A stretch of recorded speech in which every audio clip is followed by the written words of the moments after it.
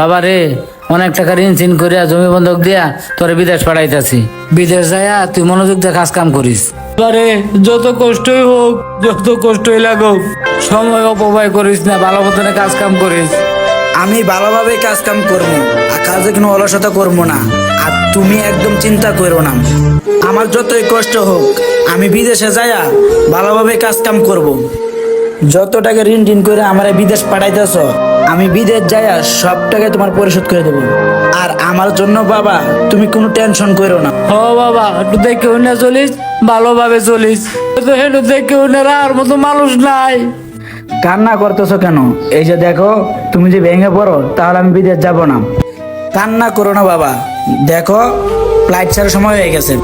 Tension করো না তুমি, দেখো আমার যাওয়ার সময় হয়ে গেছে, আমাকে বিদায় দাও। বাবা নিজের খেয়াল রাখবা। বাবা তাহলে তুমি থাকো, আমি যাই। বাবা অনেক টাকা খরচ করে আমাকে বিদেশ পাঠাই দিয়েছে, দেখি বাবার আশাটা পূরণ করতে পারি কিনা।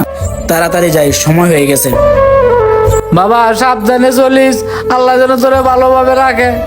আল্লাহ আমার পোলাটার যেন সুখে রাখে, এই দোয়াই করি, আমিন।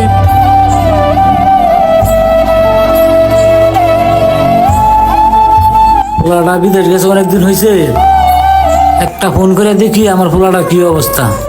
আগে যদি জানতাম প্রবাসে এত কষ্টের জায়গা, তাহলে জীবন আমি প্রবাসে আইতাম না। কিরে, কে ফোন দিল?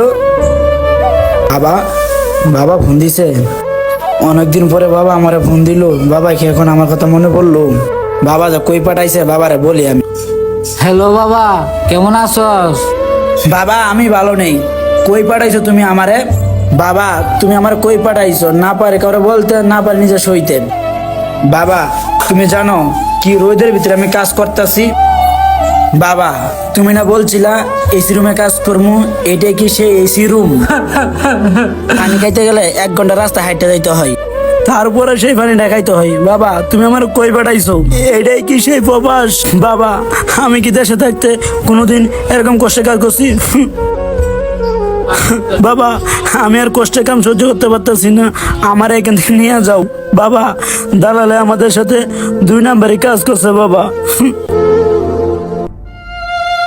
দেশে কখনো কোনো ভারী কাজ করেনি, তাদেরকে দিয়ে টাকা হাতিয়ে নিয়ে ভালো কাজ দিবে বলে প্রতিনিয়ত এভাবে প্রতারণা করে আসছে। তাই এই ভিডিও দিয়ে আমাদের শিক্ষা নেওয়া উচিত, কোনোভাবেই আমরা দালালের ফাঁদে পড়ব না। ভিডিওটি শুধুমাত্র প্রবাসী ভাইদের জন্য, যারা দেখবেন অবশ্যই ভিডিওটি শেয়ার করে আপনার টাইমলাইনে রেখে দিবেন।